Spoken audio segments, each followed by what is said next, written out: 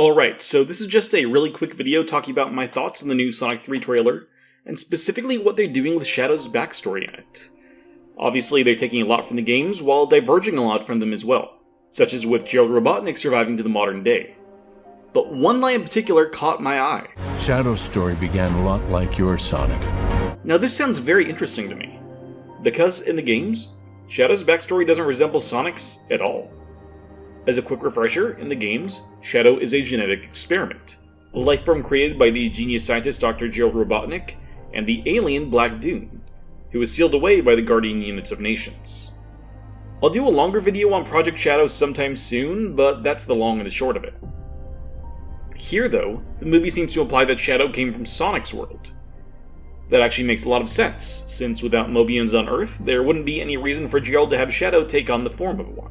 We also know that, despite the change, Maria still exists in this universe, and her death is actually shown in the trailer, so a lot of his other backstory elements appear to be the same as they were before. Third, with the Black Arm's name being used in the Knuckles series, I don't think they actually have plans to use the aliens in the movie series right now, which means likely they will be cut from Shadow's backstory as well. It seems likely to me that, with the exception of Shadow being born on Sonic's world and coming to Earth, much of his backstory will be pretty much the same, with Gerald turning him into a living weapon after the death of Maria at the hands of the US government. However, I think there's going to be one more major change.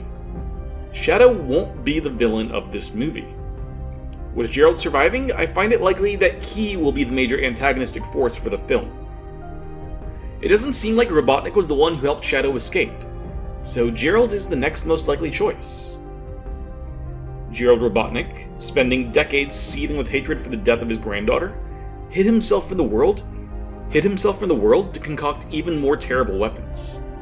And when Robotnik meets up with his Pop-Pop again, I imagine he'll join forces with the old man, helping his grandfather to create either the Bio-Blizzard or Perfect Chaos, which would go on to become the final conflict of the film. The rest of the story will play out about as expected, with Sonic helping Shadow recover his humanity and remember Marie's wishes for the world.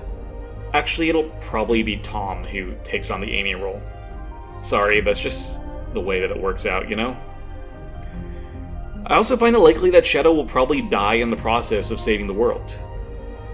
But, you know, the same way that Robotnik died in movie 2, which means he definitely actually doesn't. So what do you guys think of the story I've presented here? Do you think it's likely to play out this way?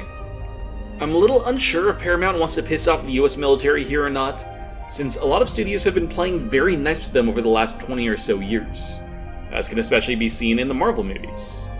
But maybe they will. I can't wait to hear your guys' theories on what you think will happen in the movie. Thanks for watching, and I'll see you next time.